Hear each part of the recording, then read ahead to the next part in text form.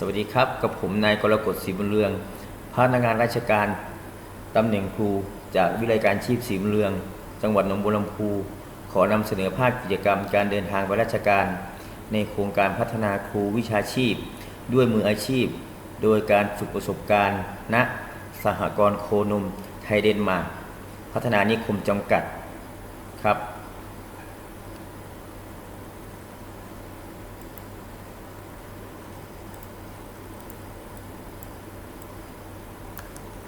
เริ่มต้นการปฏิบัติงานด้วยการเข้ารับการปฐมนิเทศและได้การต้อนรับอย่างอบอุ่นจากท่านประธานสหกรณ์คุณเมธวีแดงสกลเพื่อรับทราบแนวทางการดำเนินงานและเป้าหมายของสหกรณ์ครับ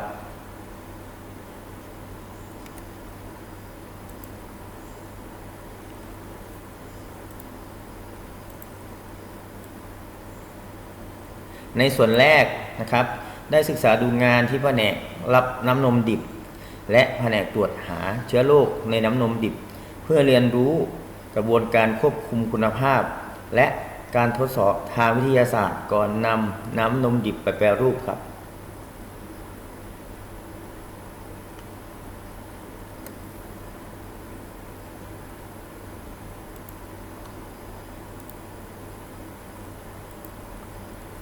นอกจากนี้ยังได้ลงพื้นที่จริงเพื่อตรวจเยี่ยมฟาร์มโคนมของเกษตรกรพร้อมทั้งระบบไฟฟ้าระบบประปาภายในฟาร์มและให้คำปรึกษาเบื้องต้นแก่พี่น้องเกษตรกรเพื่อพัฒนาประสิทธิภาพในโรงเรือนครับ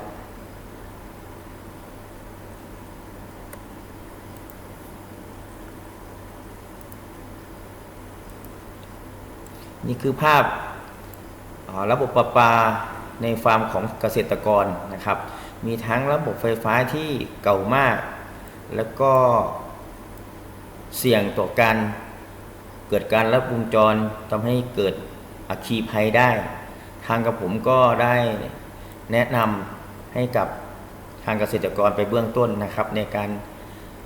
เปลี่ยนเบรกเกอร์คัทเอาท์ตรวจเช็คสายไฟต่างๆนะครับให้อยู่สภาพที่พร้อมใช้งาน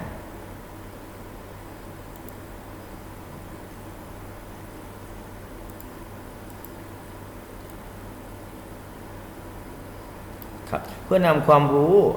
มาประยุกต์ใช้งานในการจัดการพลังงานจึงได้ศึกษาระบบไฟฟ้า1เฟสและ3เฟสรวมถึงศึกษาการทำงานของระบบโซล่าร์รูฟท็อประบบโซล่าร์ปั๊มเพื่อเป็นแนวทางในการลดต้นทุนค่าไฟฟ้าอย่างยั่งยืนนะครับในส่วนนี้ก็คือการตรวจเช็คของการไฟฟ้าส่วนภูมิภาคนะครับมาดูและก็ให้คำปรึกษาเบื้องต้นกับทางสหกรณ์เนื่องจากทางสหกรณ์มีการขยายเครื่องจักรขยายแผนกขึ้นนะครับทำให้ต้องเปลี่ยนหม้อแปลงใหม่ในส่วนนี้ก็จะเป็นในฟาร์มทำการติดตั้งโซล่าร์รูฟท็อปนะครับเพื่อลดค่าไฟฟ้าก็ได้เข้าไปศึกษานะครับร่วมกันกับทางสหกรณ์ยังได้นำโซล่าร์ปั๊มนะครับเพื่อลดค่าไฟฟ้าแล้วก็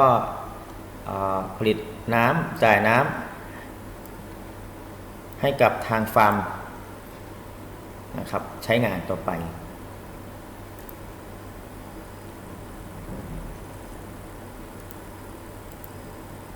แล้วก็ได้ศึกษาระบบควบคุมการผลิตนมพาสเจอไรส์นะครับของวิทยาลัยเกษตรและเทคโนโลยีลพบุรีนะครับศึกษาพวกตู้ควบคุมนะครับแมกเนติกต่างๆไดร์พวกนี้นะครับการทำงานโปรเซสเป็นยังไงนะครับ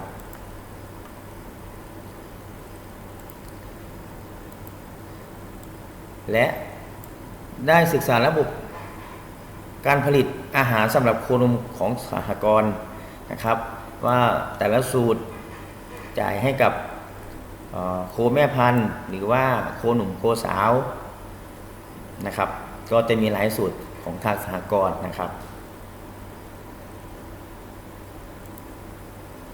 และทางสหกรณ์นะครับก็จะได้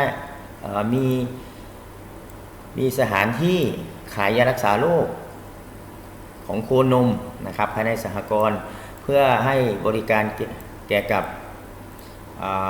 ทางลูกฟาร์มของสหกรณ์นะครับและได้มีคำแนะนำในการใช้ยาต่างๆนะครับโดยทางสหกรณ์มีบุคลากรนะครับที่เฉพาะด้านของทางด้านจ่ายยานะครับสุดท้ายนะครับก็ได้รับการนิเทศนะครับติดตามของประธานและคณะกรรมการจากสอสนะครับสรุปผลรายงานเป็นที่เรียบร้อยนะครับส่วนในรายวิชาที่เกี่ยวข้องกับบทเรียนนะครับก็จะได้แก่วิชางานไฟฟ้าและอิเล็กทรอนิกส์เบื้องต้นวิชาวงจรไฟฟ้ากระแสสลับวิชาวงจรไฟฟ้ากระแสตรงวิชาอิเล็กทรอนิกส์ในงานอุตสาหกรรมวิชาวงจรควบคุมนิวเมติกและไฮดรอลิกวิชาการพัฒนาระบบควบคุมอัตโนมัติในงานอุตสาหกรรมเป็นต้นนะครับผมก็ขอบพระคุณและจบการนำเสนอเพียงแค่นี้ครับขอบคุณครับ